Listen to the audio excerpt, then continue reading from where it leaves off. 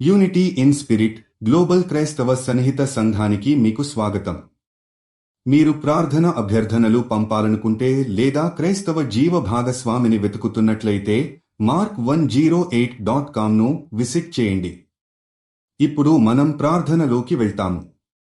ప్రభూ, నేడు మనం ప్రపంచవ్యాప్తంగా అనేక ప్రకృతి విపత్తుల కారణంగా బాధపడుతున్న మన బంధువులు, సోదరులు, సోదరీమణుల కోసం ప్రార్థిస్తున్నాము.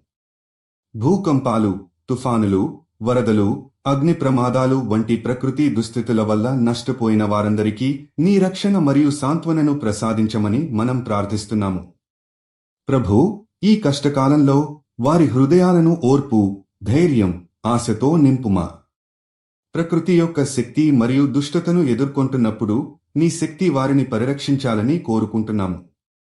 ప్రతి వ్యక్తి, ప్రతి కుటుంబం, ప్రతి సమాజం నీ ప్రేమతో తాకబడాలని, నీ దయతో నిండి కష్టాలను అధిగమించడానికి శక్తి పొందాలని మనం ప్రార్థిస్తున్నాము.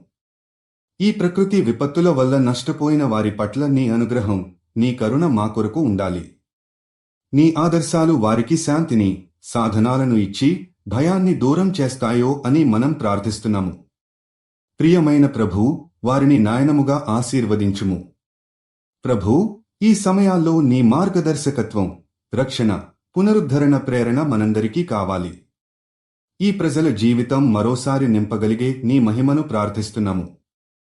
ప్రార్థనలో నిలబడిన మనందరికీ ధైర్యం, బలం, ఆశ కలుగుతుందని మేము ఆశిస్తున్నాము. ఈ ప్రార్థనను యేసు క్రీస్తు నామంలో చేస్తున్నాము. ఆమేన్. యూనిటీ ఇన్ స్పిరిట్తో కలిసి ప్రార్థించినందుకు ధన్యవాదాలు.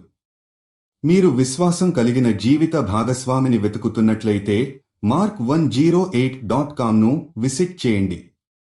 మీ ప్రార్థన అభ్యర్థనలు కూడా అక్కడ పంపవచ్చు.